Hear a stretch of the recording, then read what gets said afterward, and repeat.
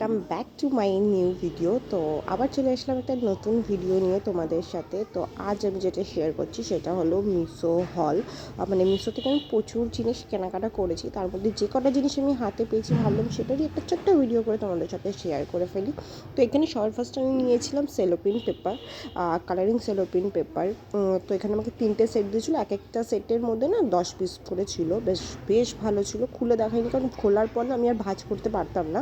তো আমি একবার দেখে নিয়েছিলাম, তো তাই আর দেখালাম না। নেক্সট এখানে ছিল রিবনের সেট। এখানে মোটামুটি 10 না 12 পিসের সেট ছিল, ভীষণ ভালো এটাও ছিল। মানে দাম অনুসারে জিনিস কিন্তু প্রত্যেকটা ভীষণ ভালো ছিল, তাই আমি পারচেস করেছিলাম। আর এগুলো কেন পারচেস করেছি সেগুলো তো আমি অবশ্যই থাম্বনেলে লিখেই দিয়েছি, তোমরা দেখে বুঝতেই পেরে যাচ্ছ যে এগুলো আমি সব আমার ওয়েডিং পারপাস তত্ত্বের সাজানোর জন্য নিয়েছিলাম। তো এখানে আমি একটা নিয়েছিলাম স্টিকি নোট, আমার দেখে এটা এত ভালো লেগেছিলো তো আমি নিয়েছিলাম। তাছাড়া আমি এখানে নিয়েছিলাম একটা বোথ সাইড টেপ। এখানে আমি 3টের সেট পেয়েছিলাম, এটাও একটু অনেকটা কম দামে পেয়েছিলাম, তার জন্যই নিয়েছিলাম। এটার খুলে আলাদা করে কিছু দেখানো নেই, তাই আর দেখালাম না।